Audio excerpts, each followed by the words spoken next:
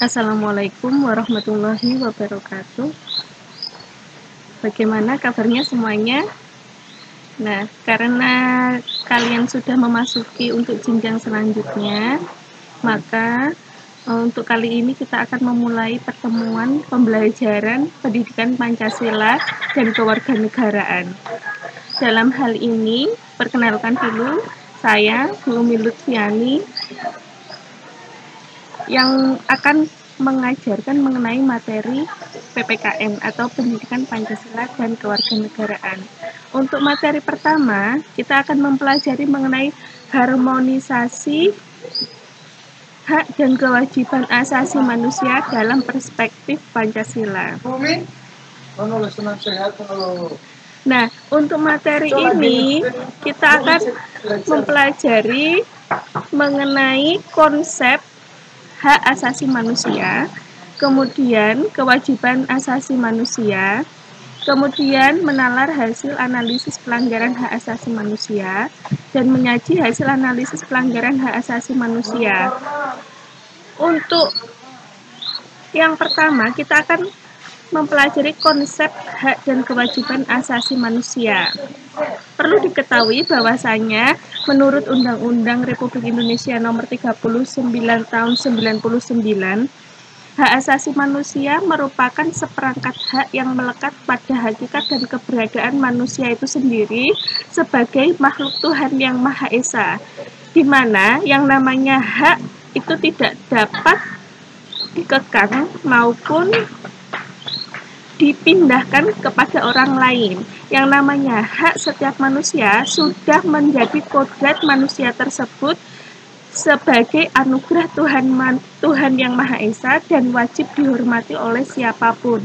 Bisa dicontohkan misalnya dalam konsep hak ini seperti halnya hak untuk hidup, hak mendapatkan pendidikan, hak berpendapat, hak beragama, dan sebagainya. Jadi setiap yang melekat pada diri manusia, apalagi yang dijadikan acuannya adalah ideologi Pancasila, maka hak-hak tersebut juga harus digunakan sebagai perlindungan harkat dan martabat manusia.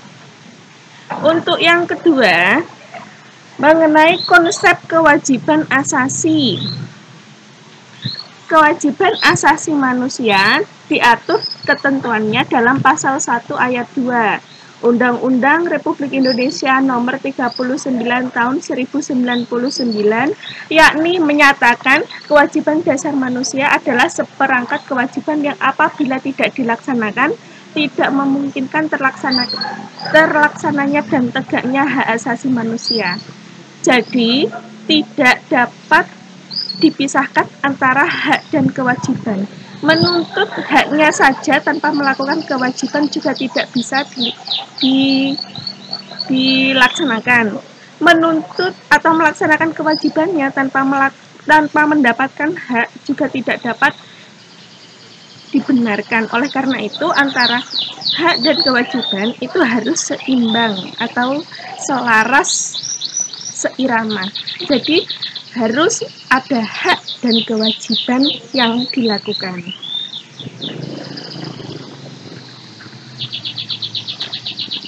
Nah, untuk tokoh mengenai hak asasi manusia, ini ada John Matterson yang menjadi anggota Komisi Hak Asasi Manusia Perserikatan Bangsa-Bangsa atau Lingkup Dunia.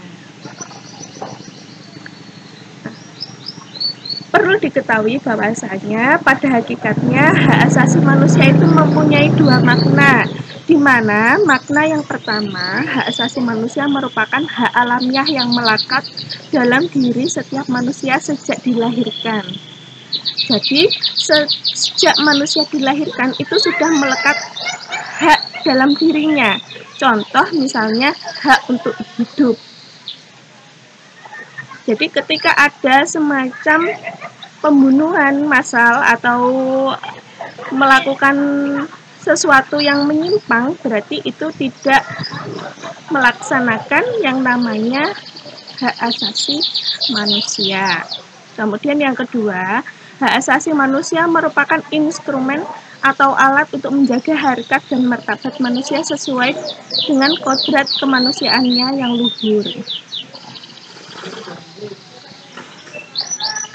Ciri-ciri hak asasi manusia dalam hal ini terbagi menjadi 4. Yang pertama, hak asasi manusia itu hakiki. Yang kedua, universal. Yang ketiga, tidak dapat dicabut. Yang keempat, tidak dapat dibagi. Untuk yang pertama, ciri hak asasi manusia yaitu hakiki. Hak hakiki dalam arti hak asasi manusia itu untuk semua umat manusia yang ada sejak lahir, yang dibawanya sejak lahir atau pembawaannya sejak lahir. Jadi contohnya misalnya tadi saya sampaikan mengenai hak hidup. Jadi ketika manusia sudah diberi nafas oleh Tuhan Yang Maha Esa untuk hidup, berarti dia telah mendapatkan haknya. Yang kedua, universal. Universal itu bisa diartikan umum. Artinya, universal itu hak asasi manusia berlaku untuk semua orang tanpa terkecuali, tanpa memandang kasta, tanpa memandang tingkatan sosial. Jadi untuk siapapun, baik itu rakyat biasa maupun kaum berjuis, proletar dapat, berjuis dapat. Proletar itu maksudnya kaum kalangan bawah juga mendapatkan haknya.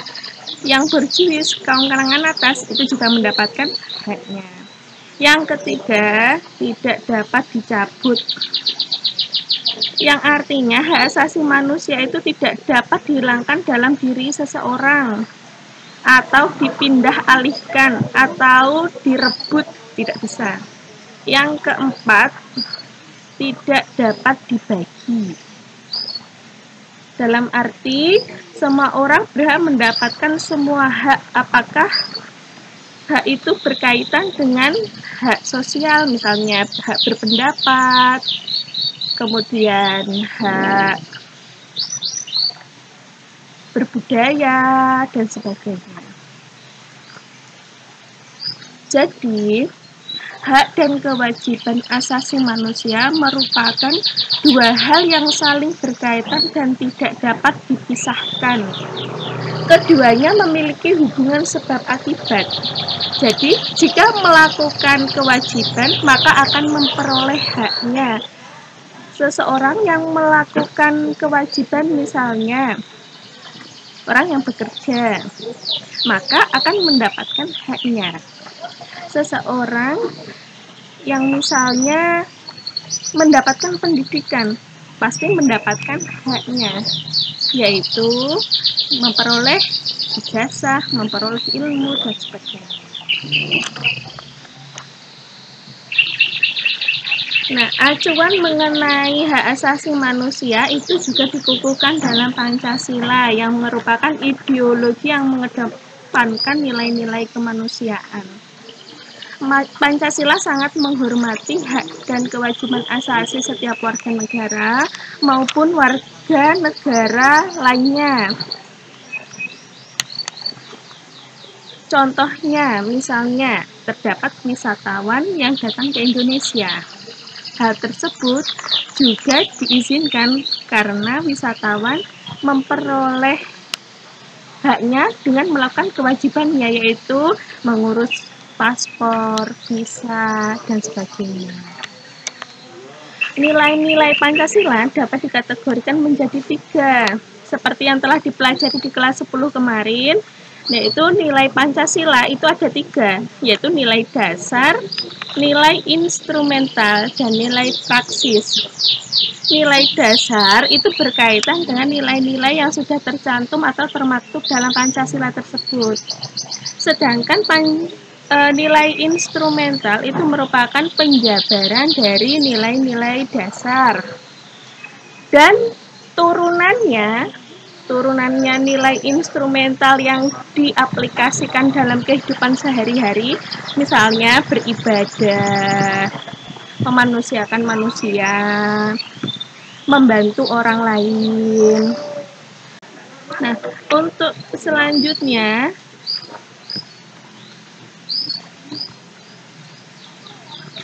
nah, yang berkaitan dengan pelanggaran hak asasi manusia. Nah, dalam hal ini yang dicontohkan itu yang berkaitan dengan lingkup yang lebih luas, skalanya nasional atau dalam lingkup negara Indonesia.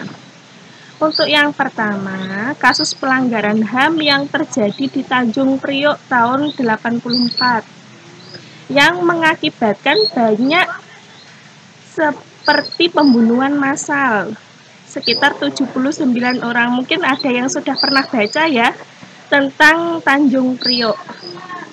Yang kedua, tentang kerusuhan Timur Timur tahun 1999. Beberapa tahun yang lalu, sekitar kalau sekarang 2020, kemudian kita mengingat kembali ke peristiwa 1999, maka itu sudah sekitar 21 tahun di mana terjadi peristiwa penjajakan pendapat Timur Timur untuk tetap berada di wilayah NKRI atau memisahkan diri menjadi negara berdaulat. Nah, dalam prosesnya, ketika terjadi penjajakan pendapat, kerusuhan Timur Timur, pasca penjajakan, maka itu banyak referendum. Dan itu terjadi di masanya pemerintahan Presiden Baharudin Yusuf Habibie. Untuk yang ketiga, tentang tragedi Trisakti, di mana Trisakti ini adalah Universitas Trisakti. Terjadi pembunuhan mahasiswa, terjadi pada tahun 98 atau masanya akhir Orde Baru. Upaya penegakan hak asasi manusia. Jadi ketika ada pelanggaran, maka pada hakikatnya juga ada lembaga-lembaga atau semacam peradilan hak asasi manusia. Nah, upaya penegakan hak asasi manusia itu terbagi menjadi dua, yaitu penegakan hak asasi manusia oleh pemerintah. Yang kedua, penegakan hak asasi manusia dalam kehidupan sehari-hari. Penegakan hak asasi manusia oleh pemerintah berarti diupayakan melalui lembaga atau instansi seperti KPAI, Komisi Perlindungan Anak Indonesia.